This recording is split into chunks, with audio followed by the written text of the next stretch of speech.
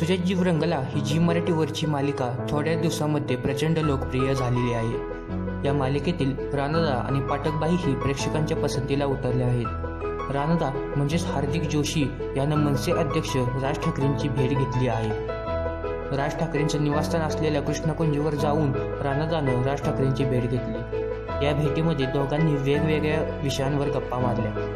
हार्दिक जोशी हा मुंबईचा आहे।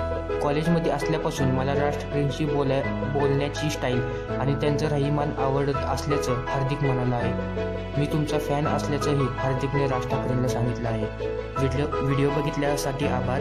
आमच्या यूट्यूब चॅनलला सबस्क्राईब करायला विसरू नका। धन्यवाद।